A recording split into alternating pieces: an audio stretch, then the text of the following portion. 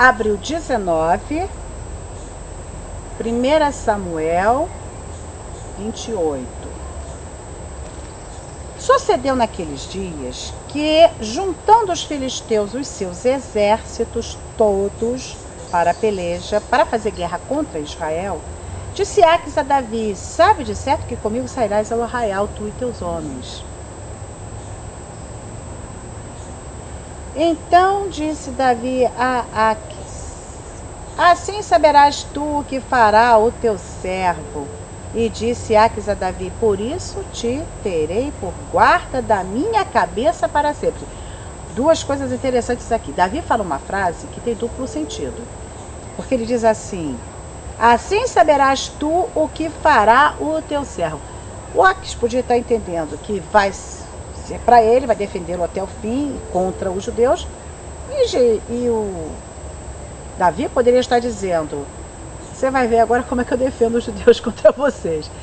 Era uma palavra dupla. Mas, na verdade, no seu coração, Davi sabia que Deus não ia deixar que ele fosse, porque ele ia ficar numa situação extremamente constrangedora. Como é que ele ia lutar contra o povo dele? Ele tinha certeza no coração dele que Deus ia dar uma solução para aquele caso, que ele não ia precisar lutar. E ainda bem não ia dizer que não ia, porque ficava mal, ele não podia dizer que não ia. Então ele ficou esperando Deus dar a solução. E Deus realmente deu uma solução para ele depois, a gente vai ver. Naquela época, Samuel era morto e todo Israel o tinha chorado e o tinha sepultado em Ramá, sua cidade. E Saul tinha desterrado os adivinhos e os encantadores.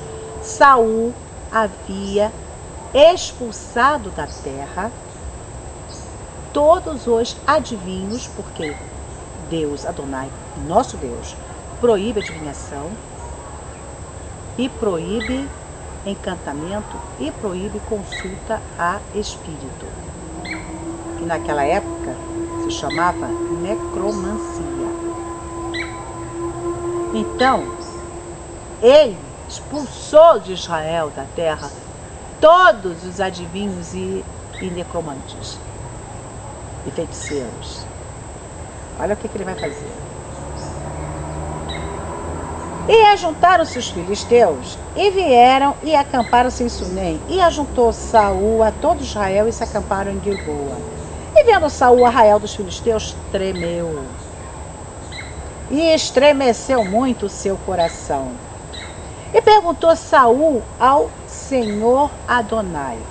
Porém o Senhor não lhe respondeu, nem por sonhos, nem por Urim, nem por profetas. Essas são as formas que Deus fala com a gente. Aliás, tem outras formas, mas essas são as principais.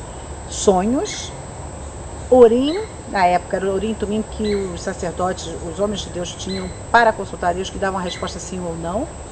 E os profetas, os homens de Deus. Nenhum desses métodos funcionou quando o Saul consultou a Deus. Deus não respondeu a ele porque Deus já tinha saído da vida de Saul. E perguntou Saul ao Senhor, porém o Senhor não lhe respondeu. Então disse Saul aos seus criados: buscai-me uma mulher que tenha o espírito de feiticeira.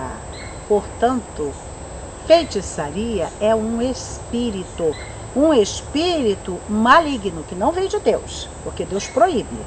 Então é um espírito do outro lado.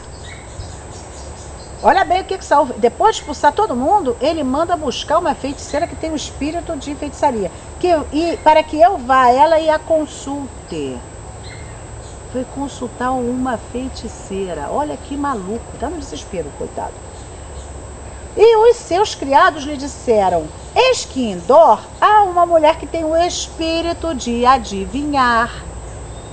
Também é um espírito, adivinhação. Um espírito maligno, não é um espírito de Deus, porque Deus proíbe a adivinhação. Portanto, quando a pessoa vai consultar um adivinho, negócio de carta, jogar pedra, jogar lá qualquer coisa, não é um espírito de Deus que você está consultando. Você está consultando um espírito do inimigo. Pode ter certeza que quem está falando contigo não é Deus. E às vezes ele acerta. É como a loteria, às vezes você acerta. Então Saul mandou os criados buscarem. E aí Saul se disfarçou e se vestiu de outras roupas diferentes da roupa do rei. E foi com ele e com 2 homens. E de noite vieram a mulher e lhe disse: peço-te que me adivinhes pelo espírito de feiticeira e me faças subir a quem eu te disser. Espírito de feiticeira. Ele sabia que era um espírito maligno. E mesmo assim ele foi consultar. Então a mulher lhe disse: eis aqui, tu sabes o que Saul fez. Ela não tinha reconhecido Saul ainda. Como tem destruído da terra os adivinhos e os encantadores. Por que, pois, me armas um laço à minha vida para me fazer matar? Atenção, você está vindo aqui, se descobrem isso, eu vou morrer. Porque o Saul já botou para fora todo mundo daqui. Todo mundo que era adivinhador. Então Saul lhe jurou pelo Senhor Adonai, dizendo: vive o Senhor que nenhum mal te sobrevirá por isso. Olha que coisa maluca. Pelo próprio Deus, que ele sabe que proíbe, ele jurou que nada ia acontecer com a mulher depois de ter colocado todo mundo para fora. Por causa daquele problema. Que coisa. Como a pessoa, ele era completamente perturbado, esse homem. Ele não tinha uma firmeza. Porque não é possível isso. E a mulher então lhe disse: a quem te farei subir? E disse ele: faze-me subir a Samuel. Subir. Subir. Entende que está lá embaixo.